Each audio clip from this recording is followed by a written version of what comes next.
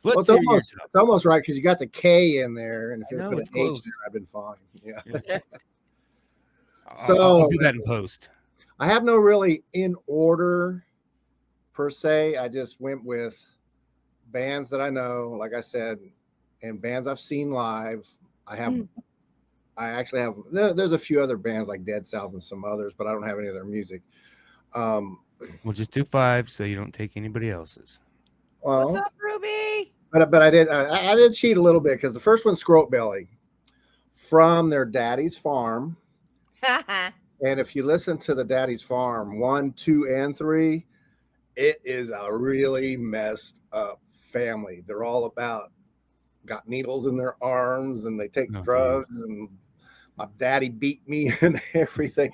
But one reason I picked them, they lived 2 houses down from me one time, or some of the members did. They used to practice there. So when I first moved in here, story time. I would go out front in my yard and I'd hear this music playing. I couldn't figure out where it was coming from. Yeah. And it turned out Scoat Belly was in the basement practicing. I was like, holy shit. So it was kind of cool.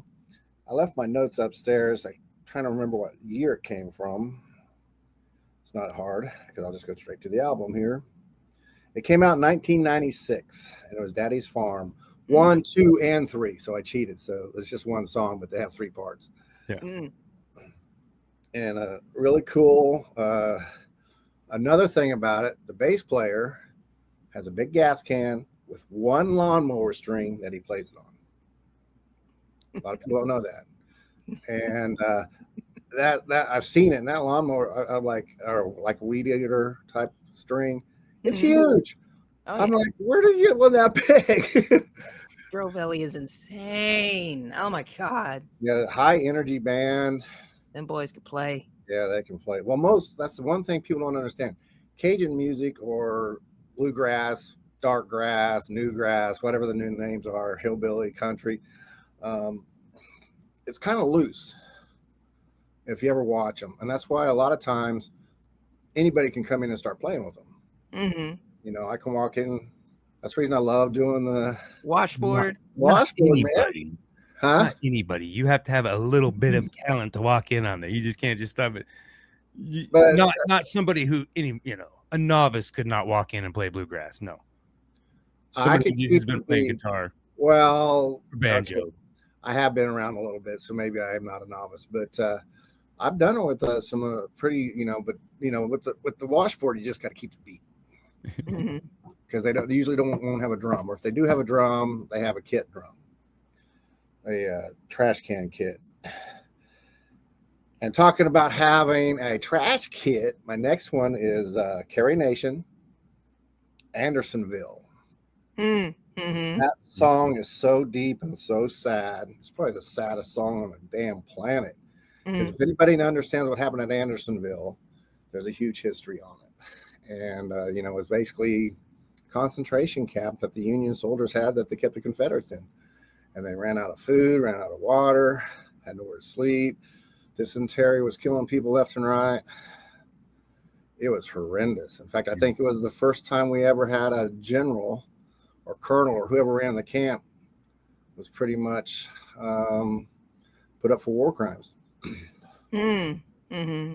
So, but that song, and it's long too.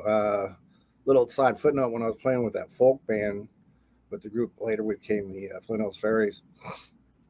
3 of us did anyway. We actually started covering that song, and I was playing bass on that. So I guess I got more experience than I let people know. I just don't play live that much. And this album came out, and it's on the album of Hatchetations.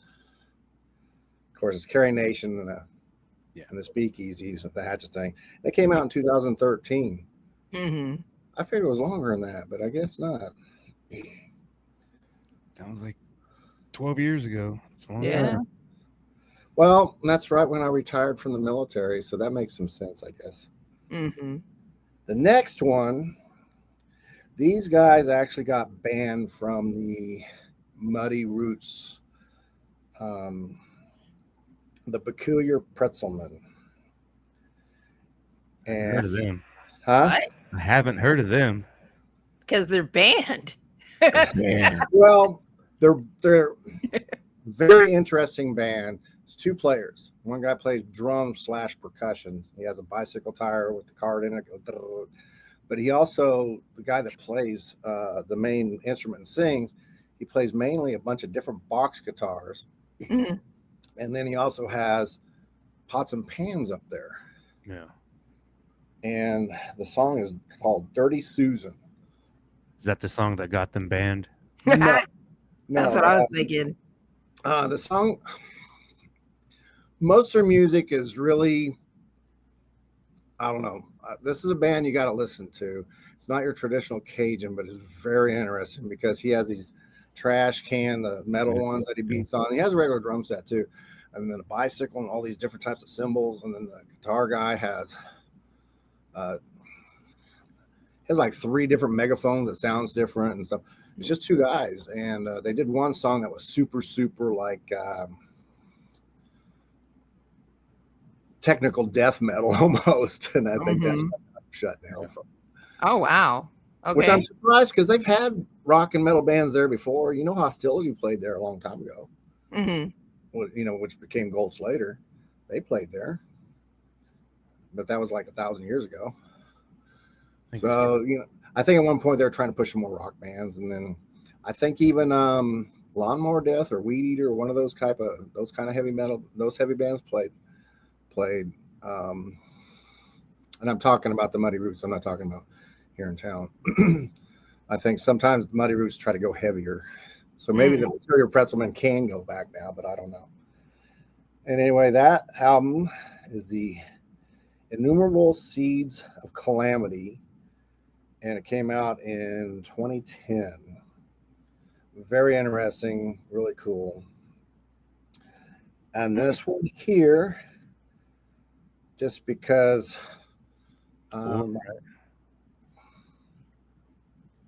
this is number 4. Yep. Okay. Keep track. Threw me off there for a second. It's the Punknecks. Okay. Now it's not Polly, but it's the Punknecks part, and because they're a little bit more bluegrassy than she's a little more. Her stuff still rocks. Don't get me wrong; it's just a little bit different.